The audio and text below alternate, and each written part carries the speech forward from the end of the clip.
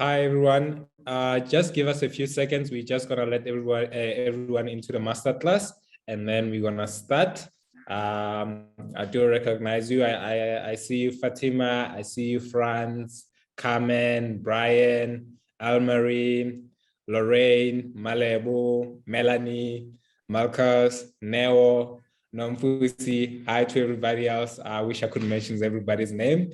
But yeah, thought I might give everyone a shout out before we start. And then as everybody continues to join in, they will find us inside the masterclass. And good morning, South Africa. I'm Tabiso Mishak Moshabing, and I'm the moderator for today's masterclass. We are joined today by Signa Group, Prime Stars, IFLS, and trauma call. So today's masterclass will be talking about about arming your employees with personal safety. As you know, personal safety is a basic human right and one of the major social issues in South Africa. So we'll be focusing on the 6 key topics today: is how training can support the holistic personal development of students and employees, understanding the South African personal safety risk. So we're looking more from the South African context.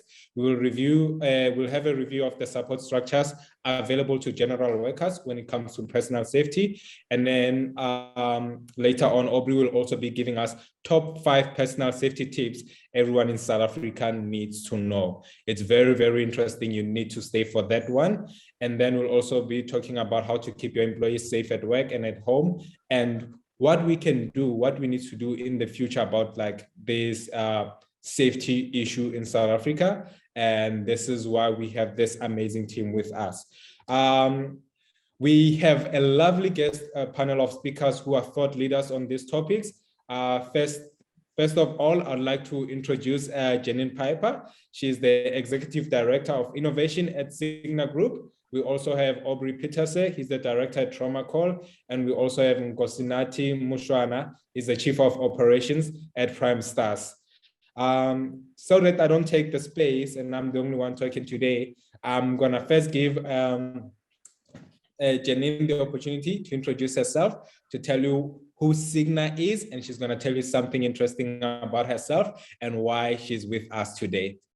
Janine, the stage is yours.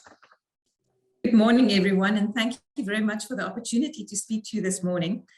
As you said, Janine Piper, I'm the Director of Innovation at Signa Group, and I absolutely love my job.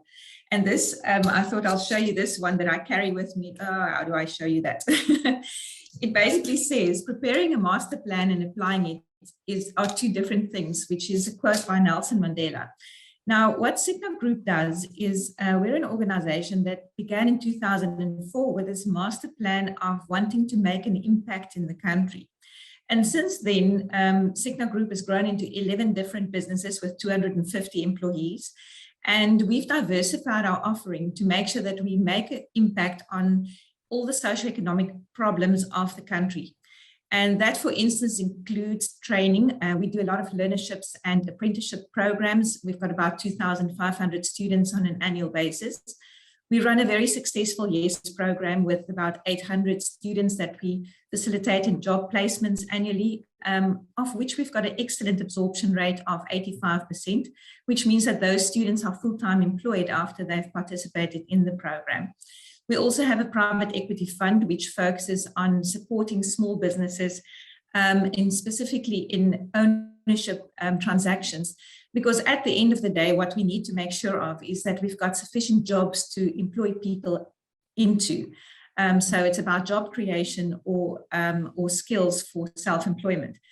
We have a procurement platform which manages about 160,000 different initiatives. And part of the socio-economic problems we've identified within the country is personal safety. And therefore, we are launching the solution today in partnership with youre, which includes Russell Matty, which a lot of, I think, the participants would know. And that has the aim to really look at how do we create a safe environment for people to function in on a day-to-day basis. Man, Signa's doing a lot. Signa's doing a lot, and we appreciate this. If we had the, the sound system and everything, the technology, there'll be like some some celebration things up on the screen. But congratulations on all the work that you do. We really, really appreciate it. I just want to alert the attendees today that there will be a poll that will be popping up on the screen soon. We'd encourage you to participate in it. But coming up next, we also have Aubrey Petersey. He's the director at Trauma Call. He's a known motivational speaker with over 30 years of experience in his field. I'm not going to take away the platform from him. I will let him introduce himself to tell you who he is and what he does and the most interesting thing about himself. Aubrey? Fantastic. Thank you, Tabisa. So maybe I'll just start off by giving a bit of background on myself and where it all started. I started my career as a martial arts instructor, in particular karate, which I've done my entire life since about the age of 6. And very soon in my career, I was dealing with a lot of women when I was teaching self-defense classes. And quite often they would come to me and reveal to me what had happened to them. Issues like sexual assault, rape, and they very often shared with me what happened. And quite often during these sessions, they'd break down and I'd try and give them some advice and comfort. And I realized that I better get training on psychology. And I then started training in psychology, and I trained as a trauma counselor. And initially I decided I would specialize in crime-related trauma. This was a good 30 years ago, around about 1985, 86. And I then started dealing with victims of crime at first hand. And, around about 1994, we started having an incredible amount of hijackings in the country. So I started dealing with a lot of hijack victims. Every one of those counseling sessions, I learned so much about what happens during the incident, how they could have avoided it in the first place. And what are the do's and the don'ts during the incident? If you've got kids with you, how do you get them out of the vehicle and all that kind of stuff?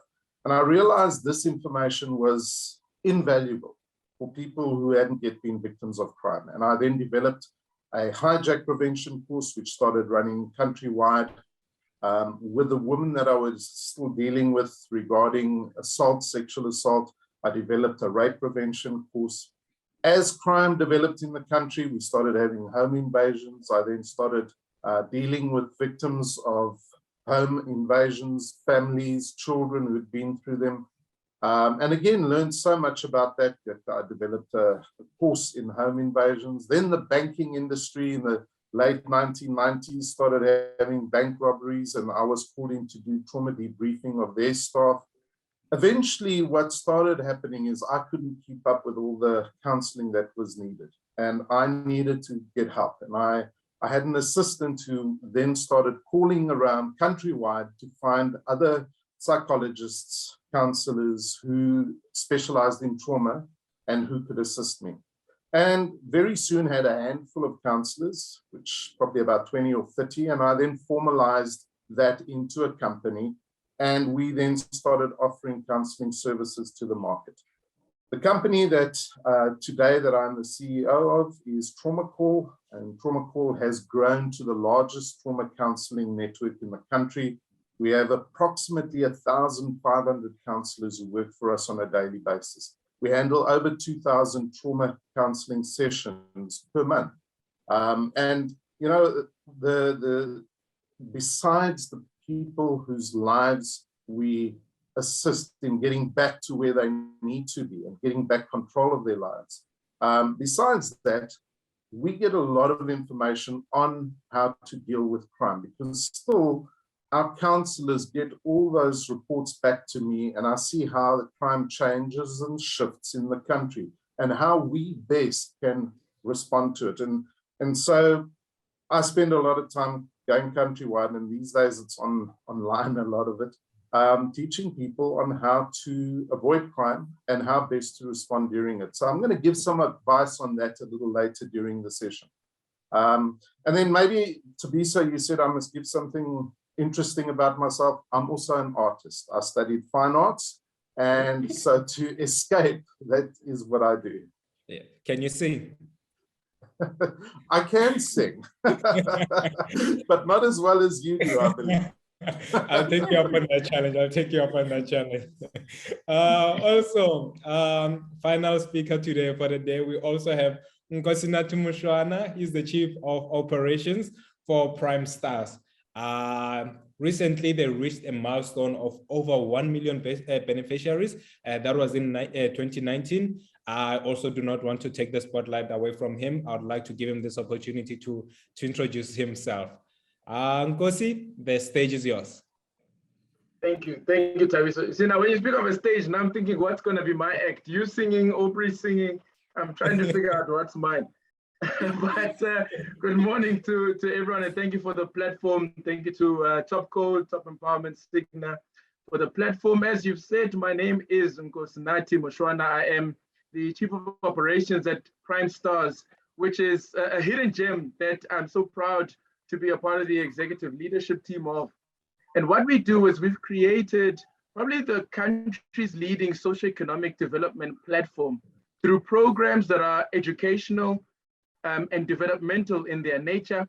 But 18 years ago, we got into the scene of socio-economic development in the country through our collaboration with CELC in the very popular Take Your Girl Child to Work Day initiative, which to this day I'm very proud of. And I still bump into Take Your Girl Child beneficiaries. The other day I was actually presenting to one at Barlow World, which blew my mind. So I love those kind of impact stories.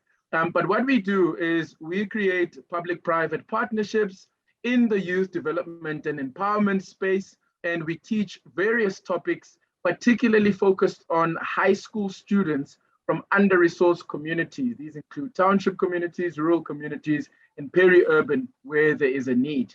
We've done so in topics like matric math and science, in financial literacy, career guidance, and entrepreneurship. And from that perspective, it is about equipping and empowering young people not to leave school with a dependency on looking for jobs, but rather instilling a growth mindset that says, how can they create their own jobs? So the programs we create have really been differentiated because of one of our USPs, our unique selling point. I don't know when the last time it was that yourself, Tabiso, or the audience members have been to a cinema, but if you have, you've probably been to one of our classrooms, because we use cinemas across the country as our theaters of learning. So if you think about the big screen, that is how we then change the learning experience into a more experiential and globally benchmarked delivery, where we use edutainment and edutrainment to teach using entertainment.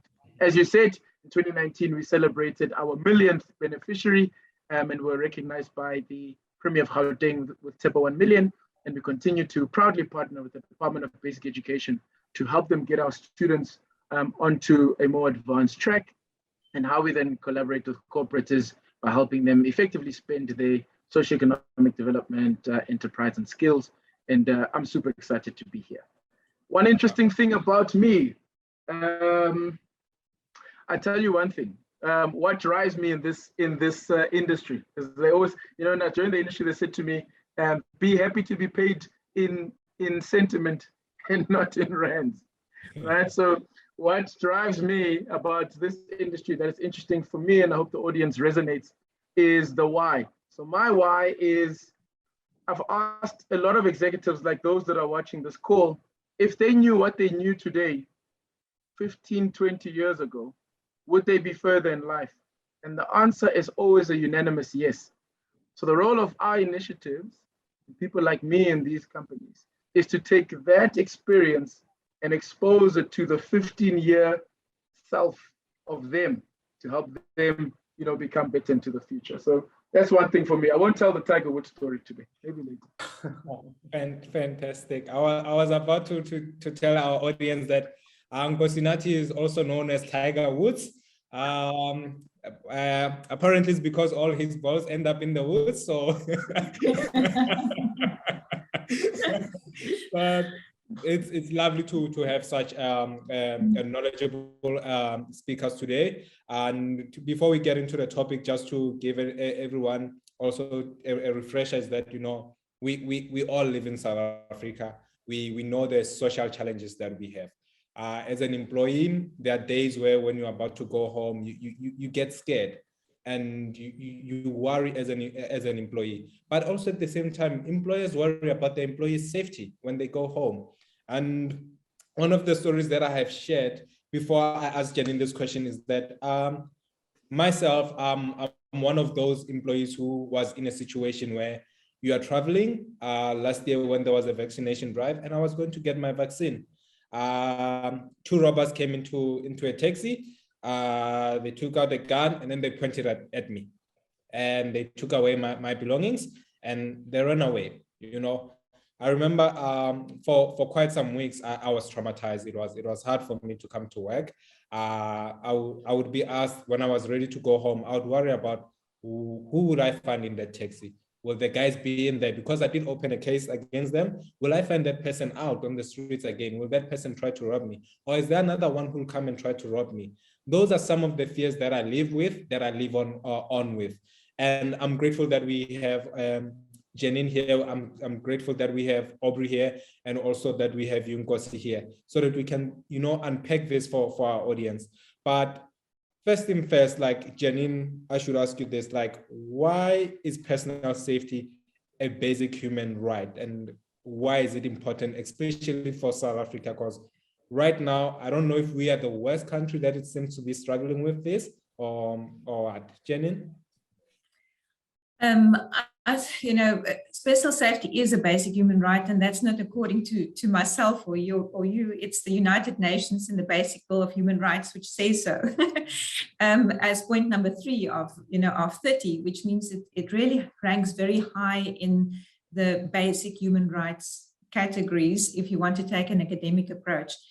You know, in terms of Maslow's hierarchy, basic safety is also one of the basic human rights. And without mental and emotional and personal safety, a person cannot fulfill their potential. They cannot develop as they would want to. They cannot focus on their day-to-day task.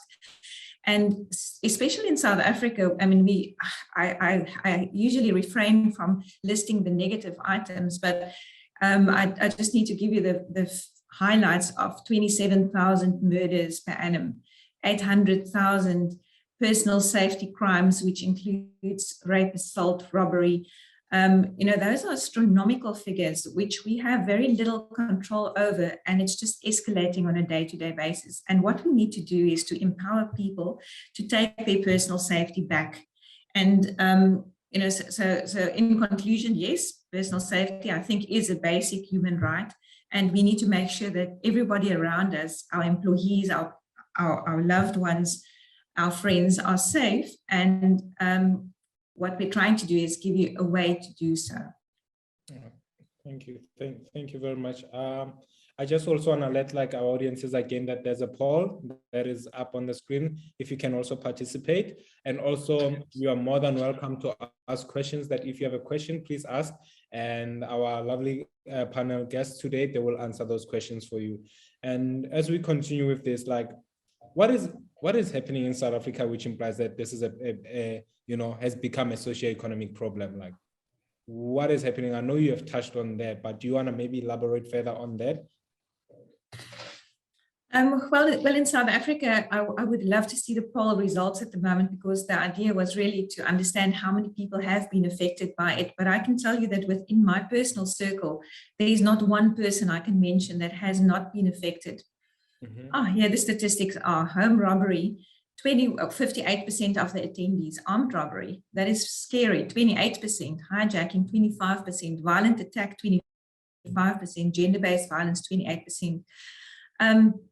If you knew what to do beforehand, would that have impacted your reaction? 56% says yes. So these are frightening events. You know, if we were Canadian and any one of these events happened to one person, it would be frontline news. And it would also imply that you get detailed counseling and that you are really, you've got a life story to tell. Whereas in South Africa, this has become the norm. And I mean, there are many reasons why this is the case: unemployment, just a rising crime rate without any real law enforcement, and so forth. But we truly need to make sure that we understand the emotional trauma, but we also proactively try and support people not to be involved in situations that, like the statistics that were just listed. Thank you, Janine. I just want to rope in Aubrey Justin for a few seconds, because I know Aubrey works for Trauma Call, and he gets to speak to some of our guests who took this poll. Like, in your experience, Aubrey, like, what happens to employees? What impact does when someone gets robbed? Like, in your experience, like, how does this affect their productivity at work? How does this affect them in their general life? Yeah, just to start off with, maybe just on some of those statistics. So I study the statistics very closely, and we unfortunately are riding the crest of the wave at the moment. We've never, ever had crime statistics as high as they currently are. I saw when we had lockdown 2 years ago, our crime basically immediately dropped down for 3 weeks during that first 3 weeks that everyone, and I think even the criminals sat at home going, oh, we're not allowed to go out. And then that started increasing and increasing and increasing. And when it got back to the level that it was before lockdown, it kept increasing. And it's now increased to about 25% higher than it was ever before lockdown. As far as hijacking is concerned, we will end this year on about 21,000 hijackings reported for the year. Gauteng at the moment are experiencing just on an average, just over 900 hijackings per month. It's about 30 hijackings every single day. When we look at home invasions have now surpassed the number of hijackings that are occurring. And that's why if you have a look at that statistic, there were more people in this group who had a home robbery or a home invasion than a hijacking. So we're going to end this year probably on about 23,000 home invasions that have taken place. Now, with the work that I do, I go around the country and I do group training sessions, and I find everyone is fearful. Even those people who haven't been affected by crime are struggling with what we call associated trauma, because they hear about everyone around them, their family members who have, their friends who have, and they're kind of going, it's only a matter of time and then it's my turn. Now, when someone in that state of mind, and we're all in that, we all actually move into a state of what we call survival, where your body is actually preparing you to either fight the enemy or flee from the enemy. I'm sure you've heard about the fight-flight syndrome. And that's the situation we're in. And your body, to prepare you, actually pumps chemicals into you constantly. Chemicals are cortisol, adrenaline. Now, if you're not getting to fight or flee, those chemicals actually start becoming toxic in your body because they're not getting used up. What that means is you start struggling with symptoms like headaches, fatigue, muscular aches, and a big one is insomnia. Now, and I know a lot of people are struggling with insomnia, and it's because you've got that heightened awareness when you're sleeping. If there's a little noise, your body is trained to react, to wake you up so that you can fight. Now, that means we're not getting sleep, and you're supposed to be getting sleep every night, because that is what rejuvenates your brain so that you're capable to be productive during the day. And so, as a result, our crime in the country at the moment is affecting our productivity. There's just no doubt about it. However, if someone actually does get affected directly by a hijacking or a home invasion, there's no doubt they are going to be unproductive for a few weeks. This is where trauma counseling comes in, and, helps that person to take back control of their lives. Because the one thing that an incident, a critical incident, does is it takes control of your life. And as long as that incident controls your life, you're a victim of that incident. And you cannot operate. And you need to take back control. And that's really where the work that our organization does comes in. So I hope that answers that question. No, it definitely does. It definitely does. El-Marie asked the question, I think because I want to rope in Janine and Ngozi. she's like, you know, apart from personal safety, like the brand, if I could put it that way, the brand of South Africa is being negatively impacted from like other countries, how they look at South Africa, because this is true that there's like high social ills when it comes to crime and all these things, but at the same time it affects us, especially when it comes to business. And she says, what can be done to change that? Any one of you can also answer that, but to rope it in, I think Ngozi and Janine, if you can touch on like, what is the corporate social responsibility and the role of employers to their employees when it comes to personal safety? And I think if you can touch on both, and because I think those two are they are attached. So if you can touch on, say, this is what the employer can do and the employees can do, but also at the same time, because if we do that, I know we'll definitely, you know, impact how South Africa is seen by the outside world. Ngozi? Oh, sure. I was allowing the lady to go first. Yeah, it's a tough one. I'll begin here. From our perspective, if you really look at, you know, the topic of today, the safety of the country, the insight Aubrey is giving us, and Janine, South Africa in its nature is a violent society. And that's where we believe that the problem begins. You know, generally the society is quite violent. And from my perspective, because I can speak from our perspective in youth and development, a lot of young people grow up picking up what they find around them and what they learn around them, what they learn from the environment, and then they begin to perpetuate that based on what they taught. And if what we are teaching going down the way is this violence, it never ends. And the challenge with violence is that it comes to crime, robberies, but I can see in the group there's also an interest in gender-based violence, which we're going to talk on later on, which also is a critical and is a silent pandemic in the country. And for us, when you think about, let me deal with socio-economic development first. For employers like those that are watching this webinar, my hope and my drive for them is to ensure that they realize that socio-economic development through corporate social investment is no longer a nice to have spend or tick box exercise. In fact, the industry is self-titled, it's corporate social responsibility. So organizations and employers have a social responsibility and a social equity to contribute to a conducive environment at which they work in. Because if there's a lack of safety for themselves, the employees, but even the communities they operate in, there will be a lack of productivity. And that ultimately leads to challenges to business. So fundamentally, we've got to get corporate social investment back into the center and understand that safety is part and parcel of the productivity we want to see. Because at the end of the day, the environment in the society that you benefit from in terms of profitability is the same environment we have to invest back into in terms of social cohesion. So from that perspective, that would be my discussion in terms of an employer thinking to themselves, what can they do? What can they do and what role do they play? You've got to ensure, and we work with our partners on this, that when it comes to your social investment, you are investing in the people that invest in you, but you're also investing in ensuring that the environment is conducive, and not just financially, but also from a safety perspective. And if we do that, and we begin to collaborate effectively, then to Anne-Marie's point, you then put together a positive social narrative and can begin reporting on those positive social narratives.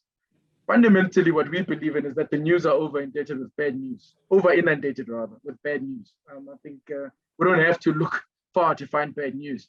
And it speaks to Anne-Marie's point.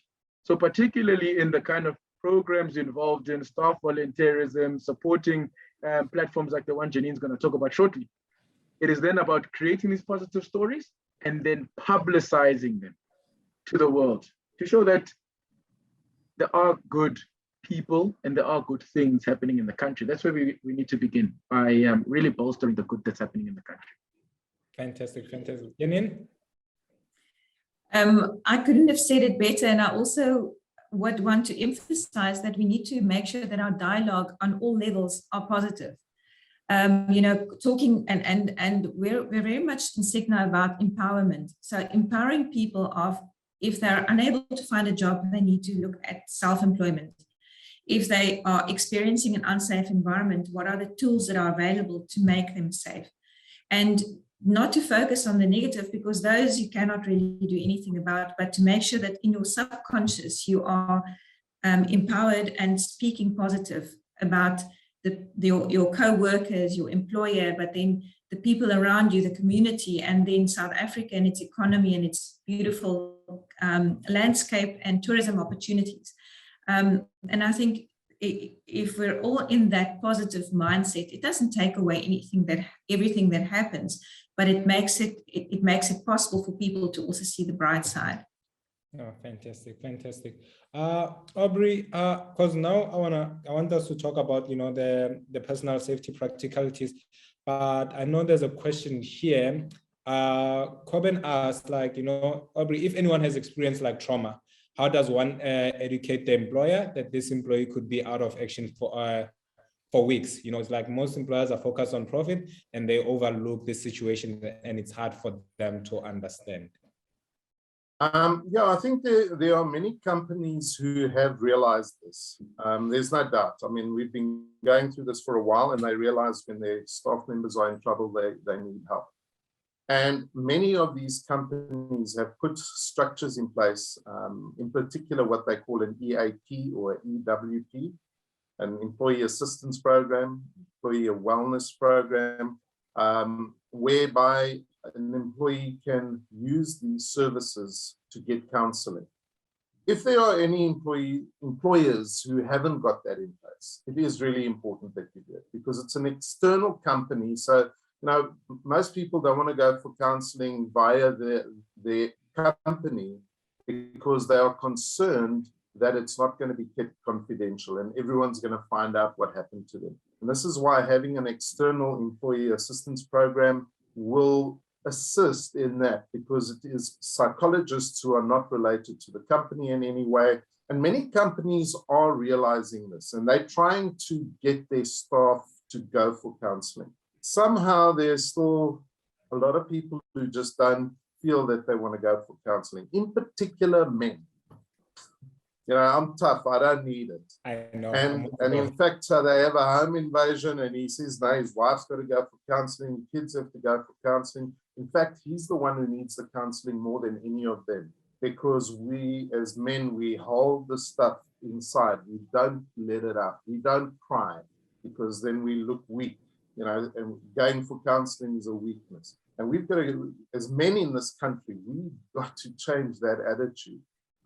Because that is just not doing ourselves any good. We keep it built up inside, and then at some stage it's going to explode. And very often that explosion is in violence, the violence that we see. Instead of us learning and teaching, and the men around on this session, teaching your little boys it's okay to cry. It's not a problem. Instead of saying, you know, boys don't cry. Come on, stop being a baby.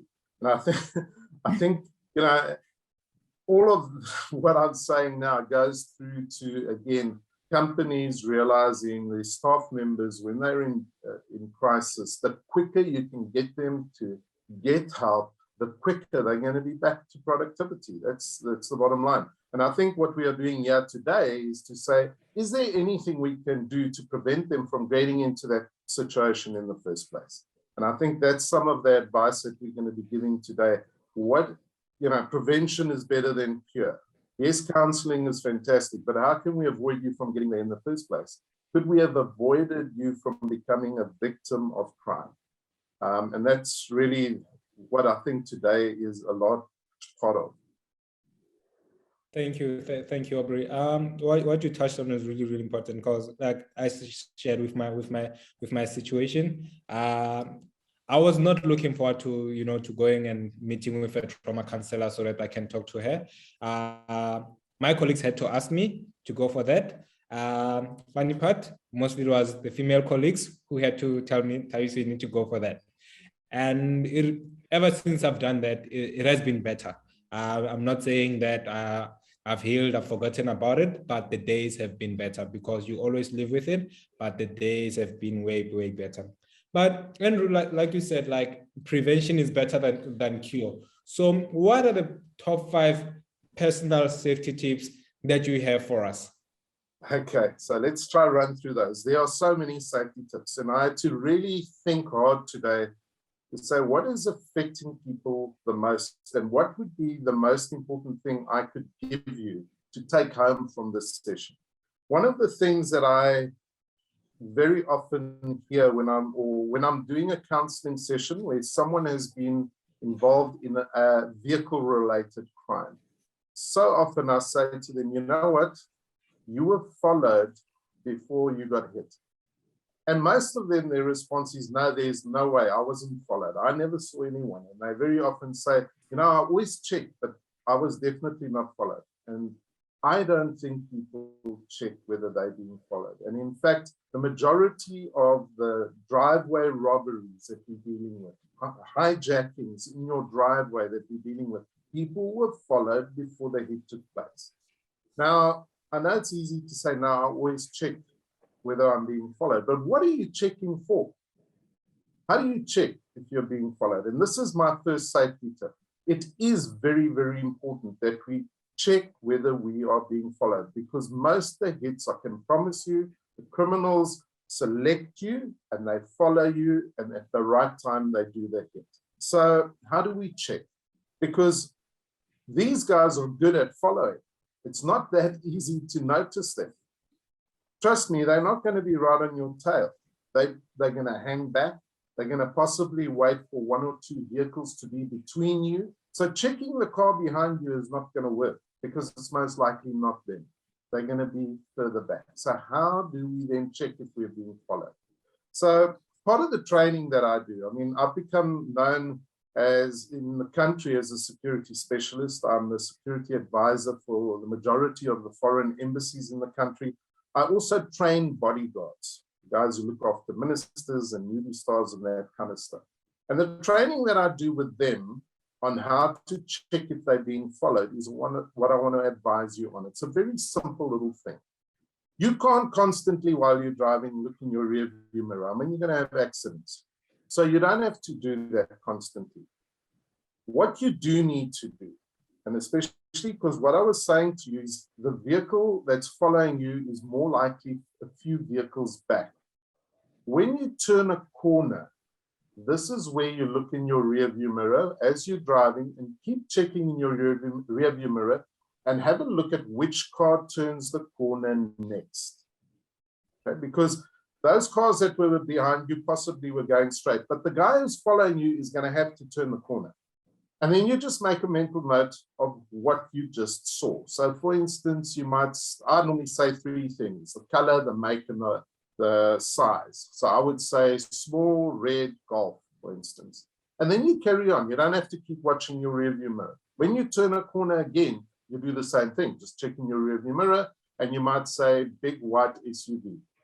And you just carry on as normal. The next corner, you do the same. Small red Golf, carry on as normal. Next corner, same, small red Golf. Now, if you said the same thing 3 times, this is where you become suspicious. And you now say, I might have a problem. Now you want to validate whether you're being followed or not. So the best way to do this is just indicate that you're going to turn at the next corner and watch what he does.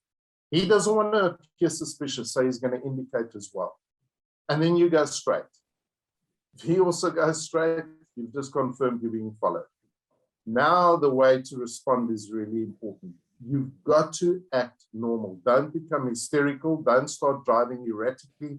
Don't start looking in your rearview mirror like, because they're going to pick up that you're onto them.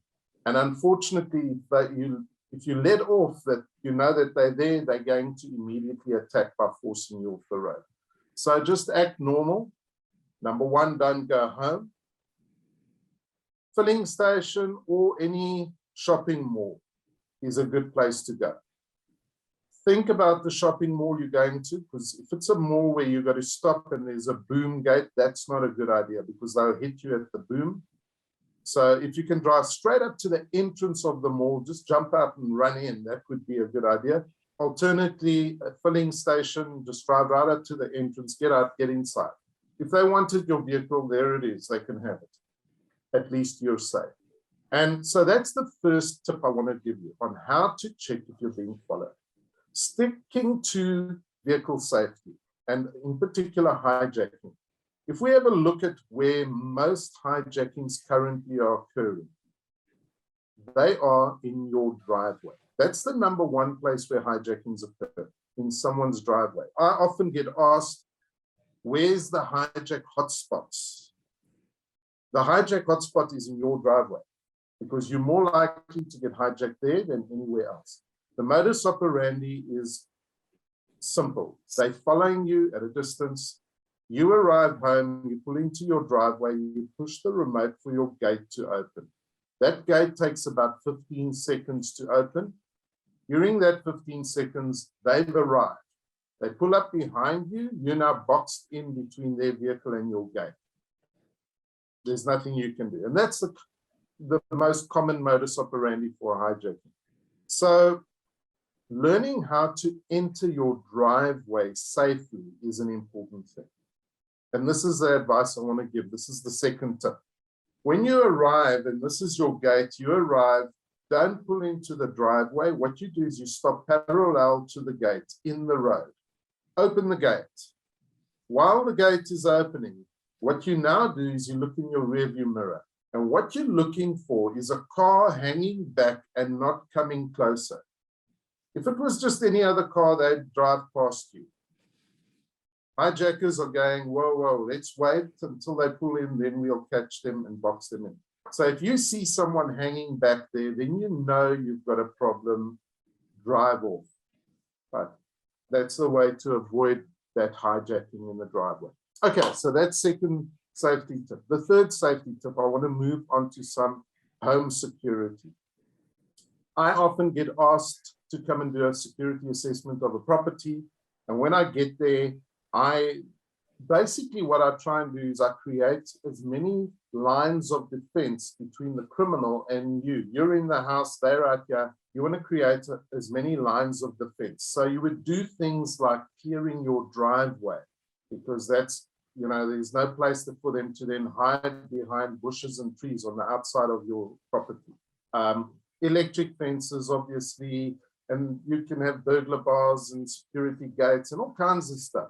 But if I had to advise anyone on what they should spend any money on to improve on their security, the number one thing would be putting beams in your garden. So if you've got an alarm system, most of you would know in your alarm system, in your corner of your rooms, you've got what we call passives that pick up any movement. Now, unfortunately, those passives are only going to be triggered when someone's in your house. That's no good. You want to catch them before they get in the house.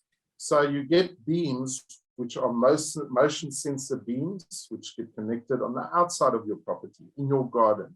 And that is, to my understanding, the best form of security.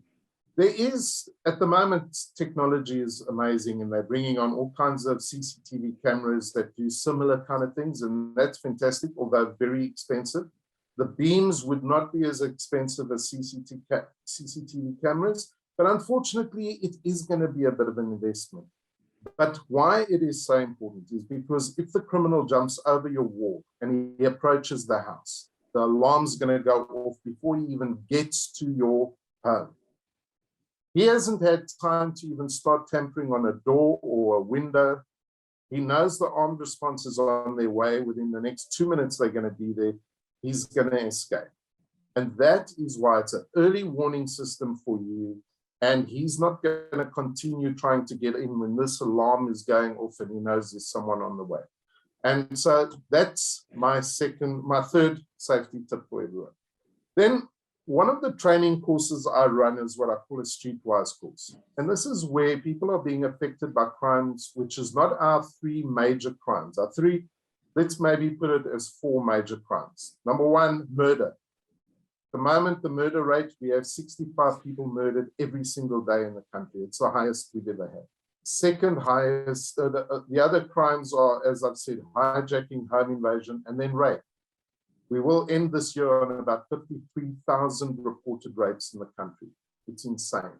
So those are our four major crimes, but there are other crimes that affect people every single day. The crime that has increased more than any other crime over the last year? I wonder if any of you know what it is. Anyone want to take a shot at it? I'm robbery. Any of the panelists? I'm robbery. No, it's not armed robbery. Armed robbery has increased significantly. So the biggest thing that's increased, the crime that's increased more than anything else, is cell phone snatching. Oh. Yeah. And it's really because of the value of your cell phone. You know, this, a lot of your brand new iPhones, Samsungs, they are worth 20 to 25,000 Rand. For a criminal to get 1,000 Rand for that phone is a piece of cake. And the people who are buying them from these criminals all know that they stole it. And he'll give them 1,000 Rand, 500 Rand very easily. So this is why cell phone snatching has escalated significantly. So very briefly, you know, if you're out in the public, you cannot display your cell phone. When you're in a coffee shop, restaurant, you can't leave it on the table. If you're walking in the public, in a mall, in Pick and Pay, Checkers, wherever you are, you can't be on your phone, you can't be texting. Because criminals, these syndicates, that's all they do is just cell phones. If he can get 3 phones in a day, he gets about 3,000 Rand a day. That's about 100,000 Rand income per month for him. It's massive. And this is why you've got syndicates who now operate in teams of 2 or 3. They drive in vehicles in town. If they see someone on a phone, one of them out, phone into the car, off they go. So you've got to understand that criminals, when they see you on your phone, he doesn't see a phone. He sees cash. And he quickly calculates, 500 Rand, 800, 1,000. He might not hit you in Woolies while you're on your phone, but he wants it and he'll follow you. And when you're in your car park, walking towards your vehicle, you get hit and you wonder why. And it was because of what he saw in Woolies. Right, so the question I've got for you is, would you ever walk in the street or in a shopping mall and count your cash? Like take your money out of your wallet and go, well, just checking how much you've got. You're all laughing. You're going, no, that would be like crazy. Who would ever do that? You know what? You might as well be doing that if you're pulling out your cell phone, because this is what he sees. He doesn't see a phone. And I'm hoping that little message, the next time you yank your phone out to quickly WhatsApp someone, you go, oh, this is cash. I better hide it away. Right. 4th safety tip. Then the last safety tip. One of the most common things that I hear when I'm counseling someone who's been a victim of crime, in particular a vehicle-related crime, they very often say something along the lines of, you know, they just came out of nowhere. He just came out of nowhere. Now, I mean, that's a kind of a weird statement, isn't it? I mean, these guys can't appear out of nowhere. They're not magicians or genies or something that just suddenly arrive. They come from somewhere. So how come it appears as if they come out of nowhere? It's got nothing to do with them. It's got to do with us. Our awareness levels are ridiculously low. And it's in particular when we are driving our vehicles. It's what we call situational awareness. Our situational awareness is just sometimes almost non-existent. So what is situational awareness? It means that you at all times are aware of your current situation. That means you're aware of which vehicles are in front of you, which vehicles are behind you, which vehicle has just passed you and who is in that vehicle. When you stop at a traffic light, which pedestrians are standing around, who of them are selling, who of them are begging, who of them are maybe pretending to be doing one of those. And as you turn the corner, everything's changed. Now you've got to reassess the situation. Now, our problems when we are driving in our vehicles is that, you know, we've got such hectic lifestyles. Driving your vehicle is kind of a waste of time. So you've got to get from here to there. Now, what are you going to do with this time? So we try and use this time constructively by planning and organizing our lives. And that is the problem. You're thinking about all your problems and all kinds of things, and you actually also kind of on autopilot. And this is the biggest problem. So I want to advise everyone, the biggest thing you can do for yourself is to constantly, when you're out there walking in a mall, driving your vehicle, to become present. In other words, know exactly what's going on around you all the time. Be situationally aware.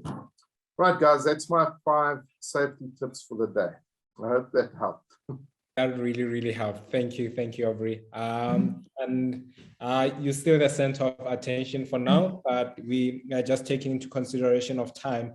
I just wanted to ask, like, you know, when being hijacked, you know, we see people try to run away these days. Like, what do you do when you're in a situation where someone tries to hijack you?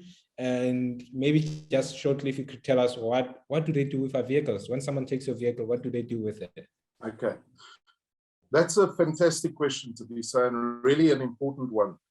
We're seeing in social media at the moment, very often people getting hijacked and then they escape, or they try and escape, and they smash the hijacker's vehicles, or they ram him, or they even knock him over. And then everyone says, yeah, well done. That's the way to go. That's what you should do with hijackers. Guys, that is such a bad message to be putting out there, because they are not showing the amount of people who attempt that and who get killed during a hijacking. And I end up having to deal with those families. It is not the way to go.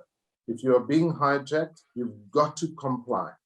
You've just got to give him the vehicle. It's not worth your life. It's a car, and most of them are insured. You're going to get a new one.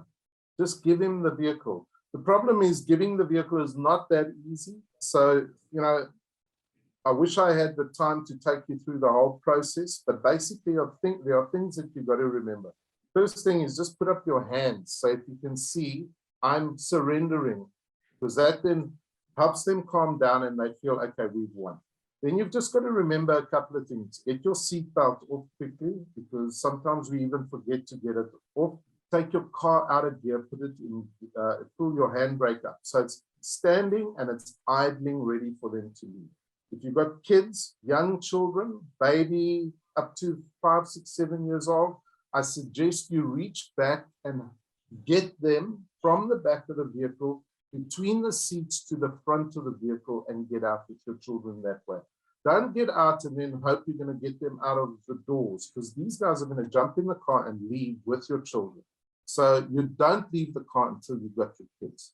So that's a very quick answer to that, Petersey. And then there was a question, what do they do with the vehicles? Majority of these vehicles are not being resold. I would say probably 20–25% are being resold. Majority are all being used in other crimes. And then they dump the vehicle. Right, I think my time is up, because I know Nkosi has got some really important stuff also still to share with us. Actually, I'm just gonna ask you like one question, yes. And then I just want to jump back to Janine, and then we'll get back to Nkosi. But the question that I wanted to ask, because it's the same situation, like if you could touch on, like, because also like there's home invasions, like what do they want, like when they come for home invasions?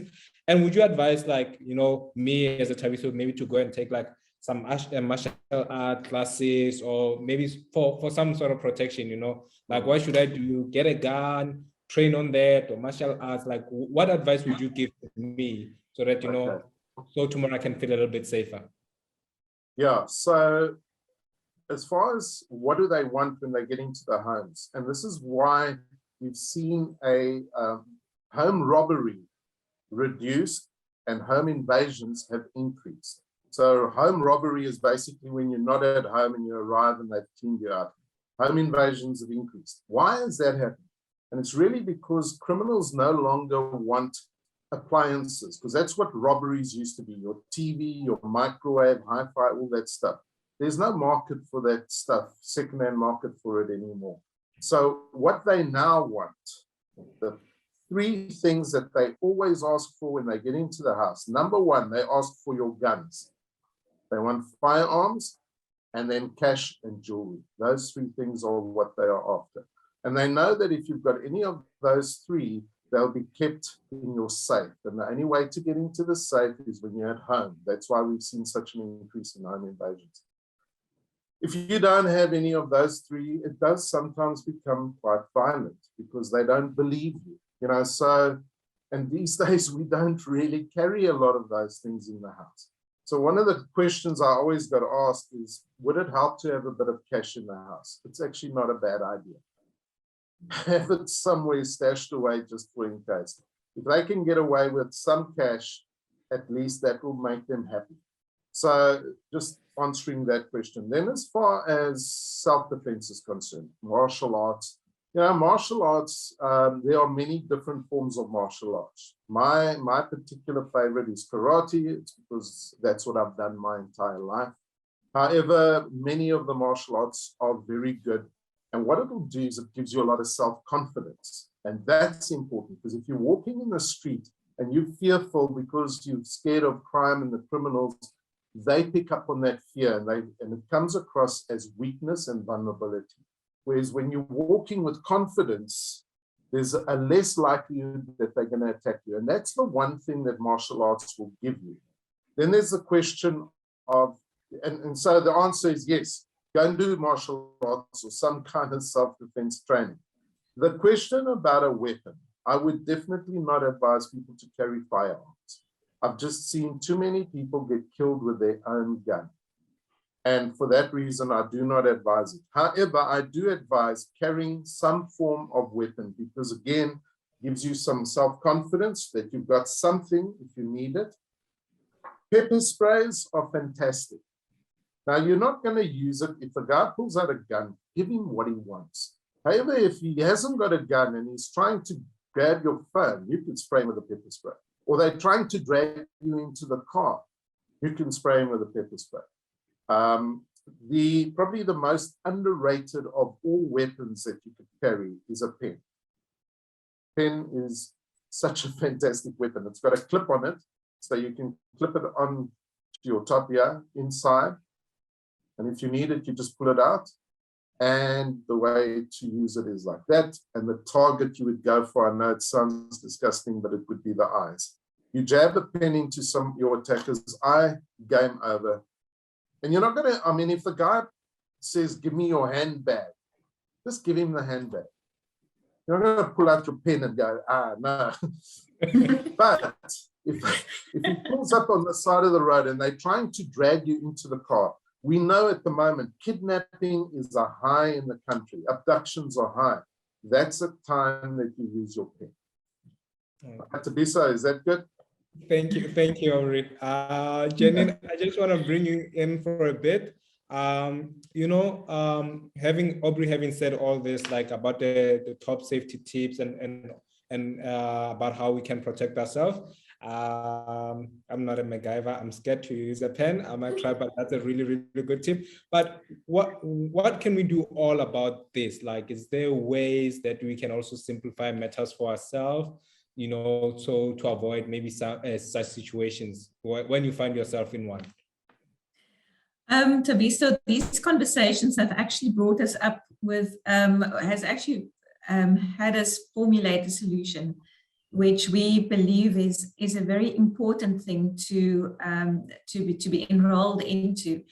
And it's basically the I Fearless personal safety course, which we've now launched as a package solution. But we've partnered with Aubrey in formulating an informative course. It's an accredited course that organizations can put their employees onto, which includes some academic information to have people understand what is gender-based violence, have them understand what is situational awareness, what are your rights when you are in an unsafe situation.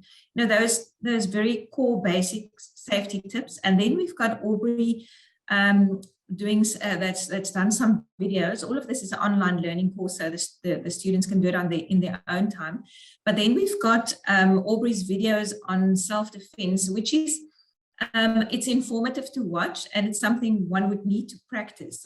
I don't think any of us know what we're going to do in an unsafe situation, but just actually upfront conceptualizing that it might be possible and thinking about what you're able to do is going to empower you to decide what to do. But I think all of this is like attending a cooking course. You know, you can get all the recipes, get all the demonstrations, practice it while you're out there. But then when you've got a whole crowd coming for dinner, you sometimes need a telephone number of a takeaway restaurant. And for that, we've got the iFearless Response app. And I'd like to ask that we show the video of the app and, you know, how it works. And then what I'd like to do is just take a few minutes to explain. You know, we understand corporates are under a lot of pressure. You know, there's compliance, there's training, there's a lot of things you need to do anyway. So we had to come up with a solution which says, how do we make it easy for organizations to assist their employees to stay safe? And how do we create secondary benefit from doing so? And that I'd like to just quickly discuss after the video has played. Oh, fantastic.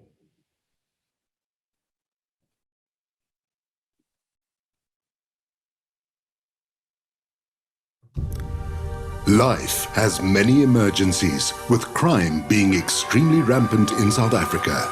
Unexpected situations occur on a daily basis, dangerous situations involving your loved ones. Sadly, it can often be someone in your family. For this reason, we developed an app that is your bodyguard on demand. With iFearless installed on your phone, you have a network of armed responders ready to protect you. iFearless could save your life. When activated, the app will send a geolocation of where you are to our response team, and they will be on the way within minutes, even if a call to you fails. If you're out and about, the armed guards will know who you are, your vehicle and registration. Don't be caught guardless. Be fearless. Access the service through a group or individual subscription. Download the app from the Apple App Store or Google Play Store. Check our website for contact details and more info. www.ifearless.co.za. iFearless, your bodyguard on demand.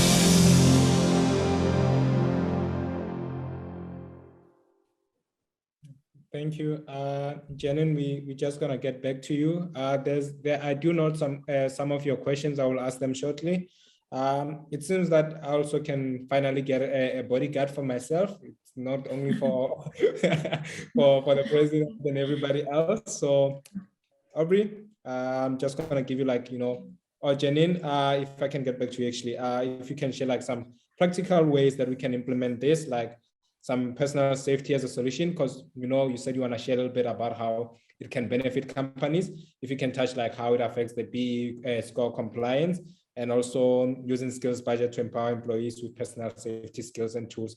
If you can touch on that, Janine, and then after that, I will want to give Nkosi the platform.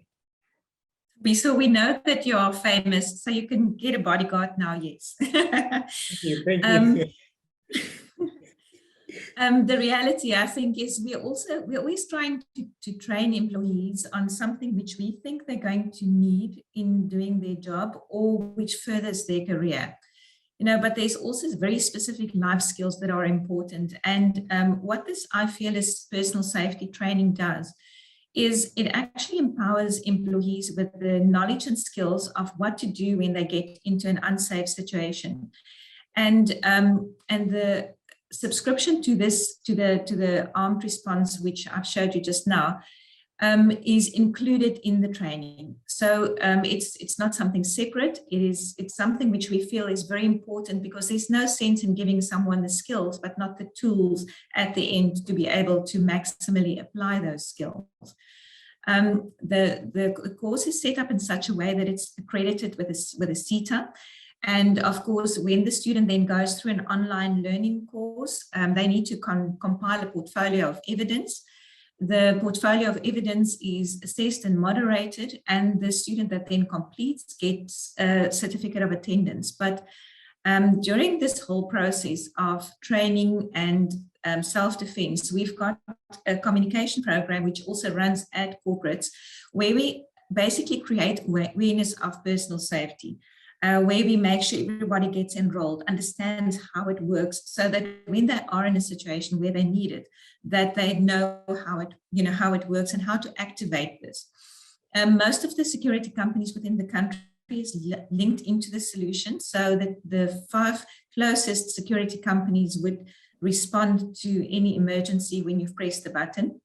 And it works on an Uber system, which means that one of the security companies then accepts it, and the dispatch is done electronically, which implies that there's not a call center intervention of somebody who phones and checks and then phones and try and finds which vehicle is closest to you. The vehicle is already dispatched by the time that the call center contacts you, which makes this a very quick response to any emergency. I think unfortunately, it is the case that if people leave the office and they need to walk a few blocks either to their car or to the taxi or to their home, if they can keep this close by and they're able to activate a button, then help is there at hand to support them in an emergency. And once again, we just get back to that item of empowerment, knowing you've got the pen in your shirt and knowing you've got the response on its way, just actually creates a lot more confidence, which makes it possible for people to function normally in a society which is riddled by crime. Thank you, thank you, Janine. I just want to ask this because, there's a saying like the best time to plant a tree is 20 years ago, and the next best time to plant a tree is today. And this is where you come in, Nkosi. How do we change the culture? Because we have a huge problem in South Africa, and we're grateful that Janine has come here with Signa and they've come up with a solution. We're happy that Aubrey has come, he's got solutions for us. And when he thinks he has a solution for us, tomorrow he has to find another solution, because these crimes, they keep on coming and coming. And it's probably because of the problem is it starts somewhere, and it can be, I think if we can find the core of that problem, it can be solved. So how do we do that so that in the future I can walk with my phone without having to fear, I can drive without having to look back? Like, how do we do that? Ngosi?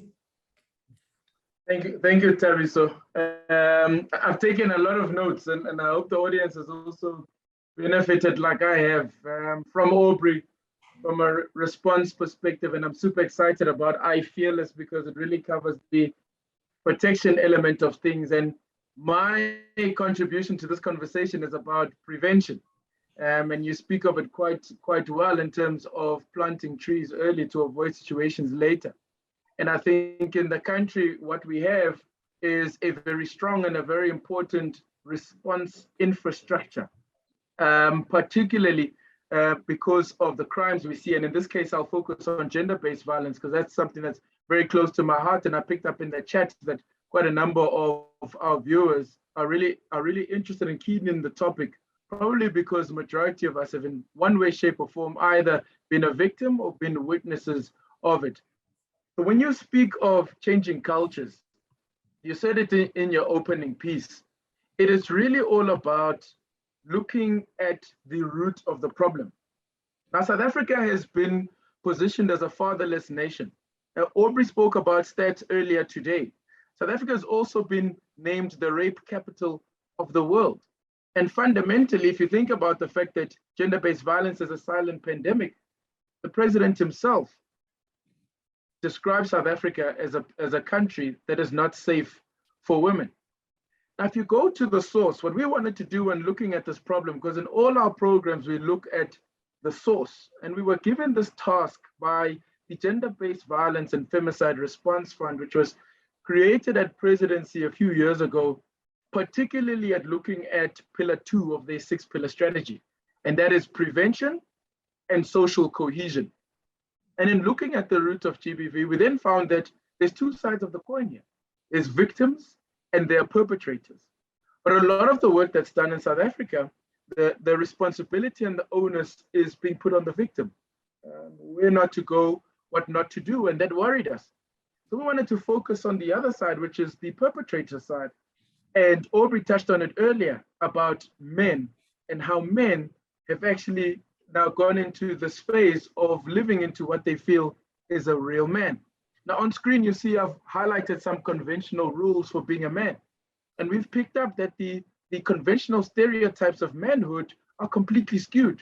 They speak about not crying openly and, not expressing weakness, but also always expressing anger, and not being fearful and always having to show a position of power and dominance and violence, and you are then pulled away from actually having a holistic masculinity and in fact become a ticking time bomb.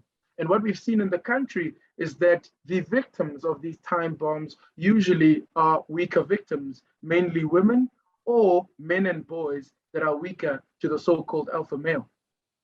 So when looking at the gender-based violence challenge, our thinking was quite simple. And that was to say that we've got to focus at the source.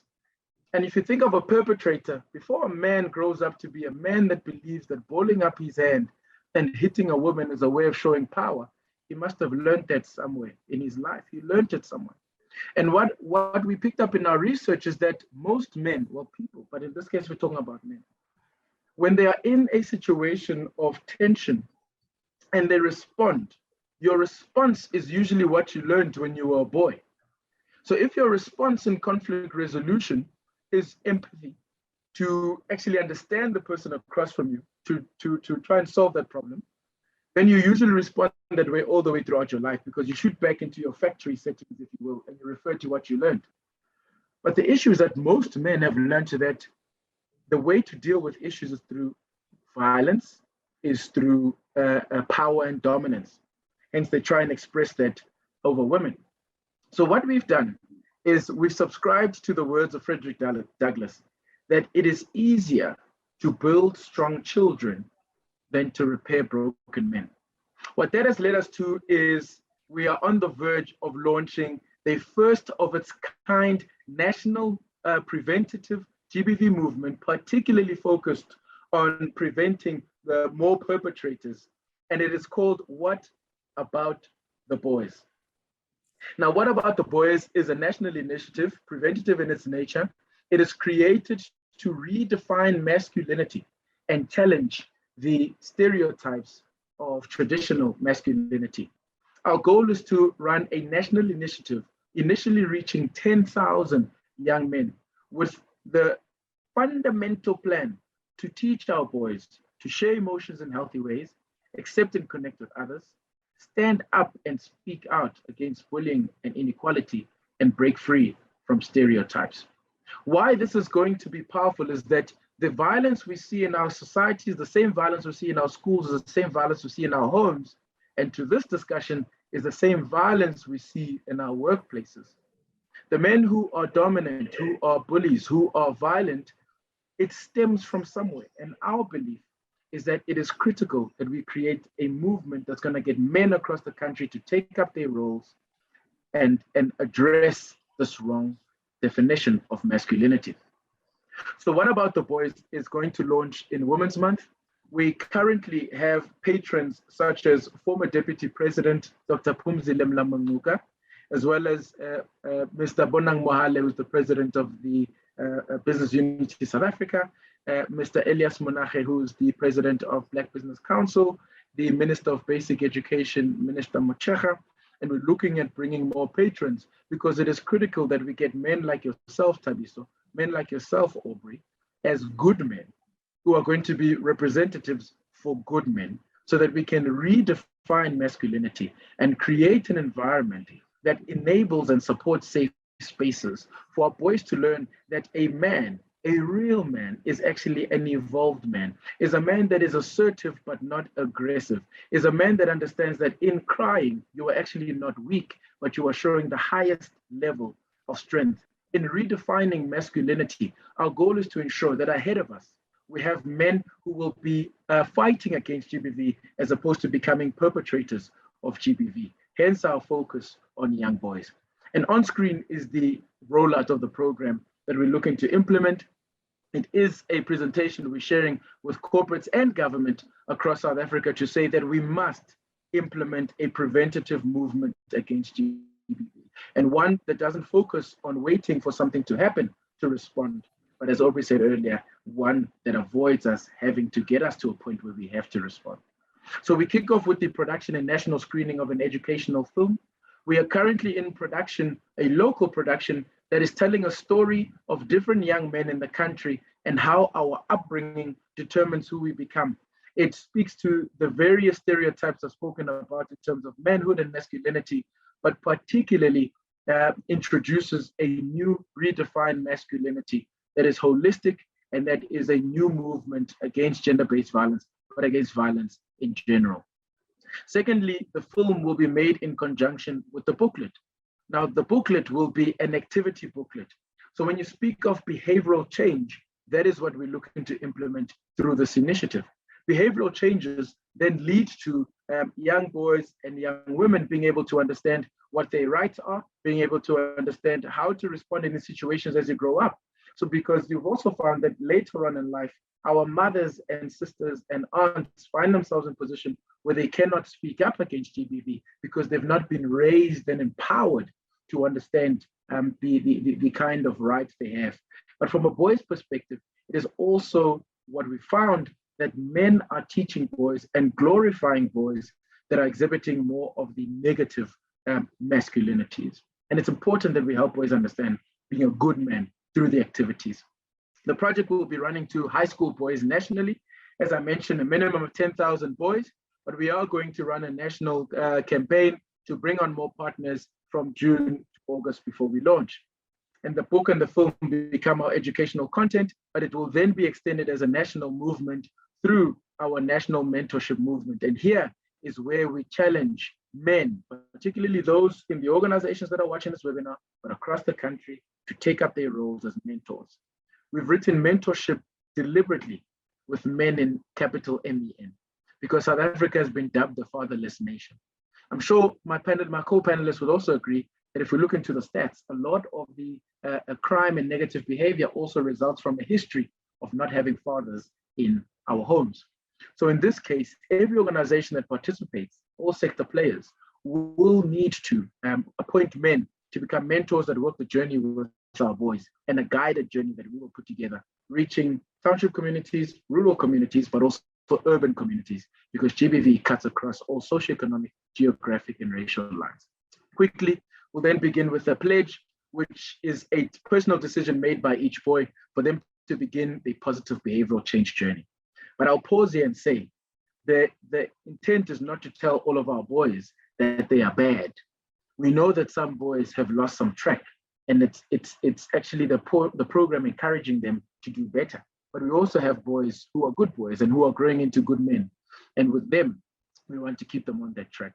There will be a digital platform that will back all of this with content living on there, including content. We're going to be talking to Aubrey. He doesn't know it yet, but I'm telling him now. For us to be able to put content on the platform, iFearless is going to be on the platform to ensure we've got a central resource center for our boys and the communities that they actually live in. And then, of course, the baseline and post-assessment. And the key there, the most important thing that we're looking to drive in this movement to change the culture, as you said, Tabitha, and redefine masculinity, is to measure the impact in our boys as individuals, the impact from a peer-to-peer perspective, from boys and girls in their schools, the impact from their family homes and communities, because it's vital that the home and the community evolves as we evolve with our boys, and ultimately society embracing this notion. And our key is to ensure that, as you see in that logo, in that question mark, there's an inner young man in the white frame, and there's an older man in the black frame. And the goal is to ensure we walk this journey from boyhood to manhood. And our goal is to get us all together to raise a nation of good men and change this culture of violence in our country and really reverse this GBV pandemic we've seen. Thank you very much. Oh, thank you. That was a mouthful. Someone asked, like, at what age will the program start? Like the boys, at what age will you start working on the program with the boys? Starting at age 14 and then upwards. Why 14? Because that's your rite of passage age. That's when you are beginning to identify who you are as a man. What is your identity? And that's where we'll begin to build this new role of masculinity. Awesome. Before because there's a lot that we can talk about today. There's loads of questions that are still available in the chat. My colleagues, they will put out how you can get in touch with Trauma Call, how you can get in touch with Cigna, and also how you can get in touch with Prime Stars.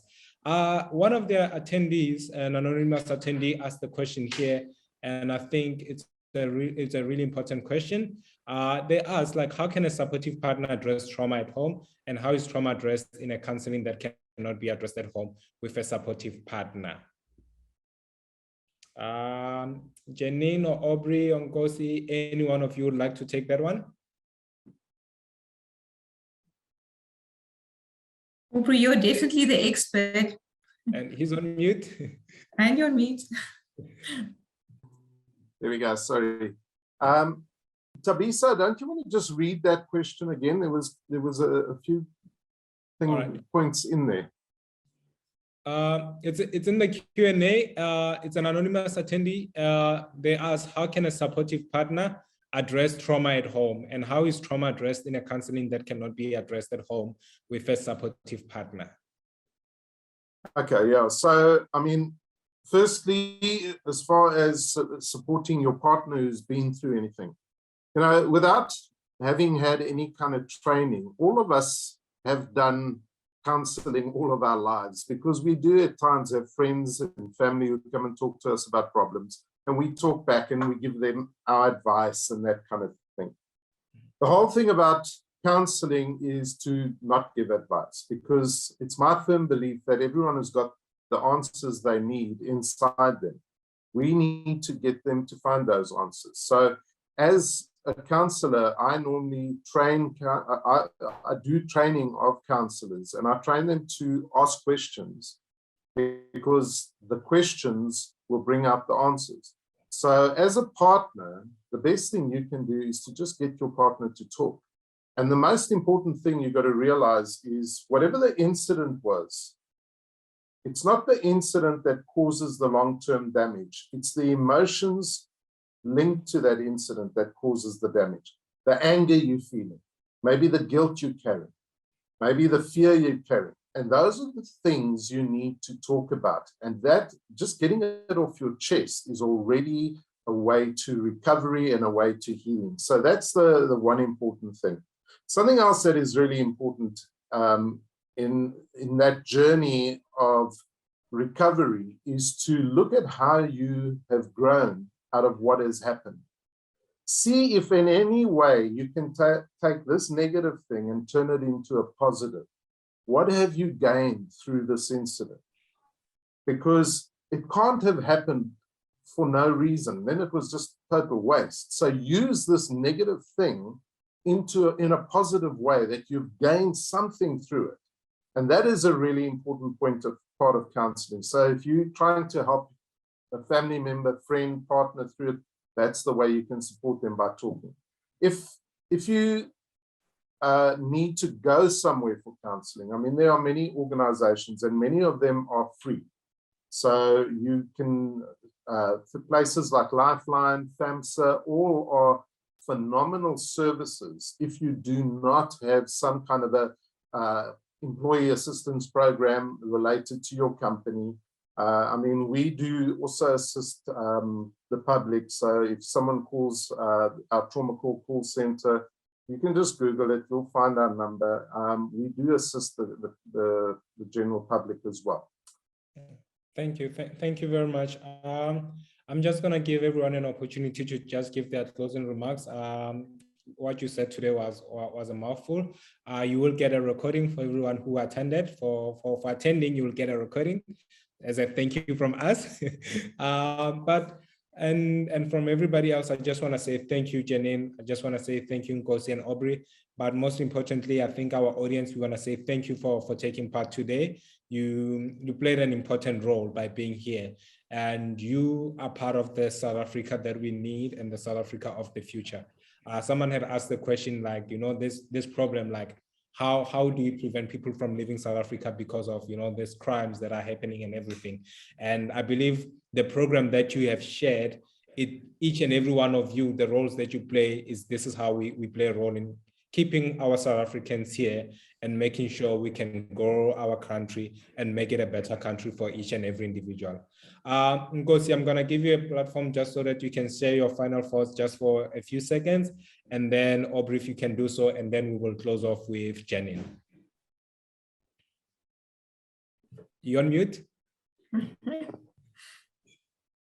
There we go. That's the phrase of the last 2 years, isn't it? You're on mute. Thank you to everyone. Much appreciated for the platform. Thank you to the audience, Topco, Signa, and my co-panelists, of course, to you, Tabiso. There's one thing I want to leave with the audience. I want to ask you to not lose hope. I want to ask you to continue to fight. And I want to ask you to see the light at the end of the rainbow, in this rainbow nation. There is a lot of hope. Please do keep fighting. We still have a beautiful country and we have to fight for it because it is our own. And please do join us in our journey and help us in raising a nation of good men. Our contact details are available. Please do contact us. Thank you. Thank you. Aubrey? I think very much in line with what Nkosi has said. At this point in time, I'm doing a lot of group trauma debriefings online for the people who have suffered in KZN through the floods. People have lost family members, they've lost their homes, they've lost everything. And the one thing that keeps coming through is the resilience of the South African people. It's just amazing. And, there was a question earlier, how do you stop people leaving the country and how do you change the worldview of this country? The one thing is our people. Our people are resilient and it keeps coming through. And so if anyone could just have a bit of, can have hope and believe in yourself, because we all need our own self-belief for the entire country to be resilient and have belief in our country. So you need to almost on a daily basis, and I know there are a lot of people going through hell at the moment with all kinds of things, especially the people who suffered in those floods. But you need to wake up every morning and you need to have affirmations like, I can do this, I am strong, I am resilient. In the storm, I stand up and I keep going and that kind of thing. I'll get knocked down, but I'll stand back up. You've got to keep saying these things to yourself, and that is the way we're going to get through. Thank you very much, Aubrey. Janine, you will close us off for the day. And again, thank you, everyone. And Janine, the stage is yours. I'd like to thank Topco for facilitating the session on behalf of Signa Group and iFearless. And then the co-presenters, Aubrey and Nkosi, you are always inspirational. We love working with you and we love to see the work that you do on an ongoing basis. What Signa does is creating an impact. And even if one person is impacted and positively supported in some kind of trauma through today's session, then we've achieved our objective. But I think in this type of partnership, we can really make an impact on partnering with those ladies that go out into the townships. Let's all just keep on fighting the good fight and make sure that South Africa is the great country that it was intended to be. So thank you so much. Appreciate it and have an absolutely lovely, blessed day. Thank you very much. Thank you very much. And everybody, enjoy your Freedom Day tomorrow. And to Signa, to iFearless, to Prime Stars and Trauma Call, you're amazing. From Topco to the world, we say thank you. Bye. Thank you.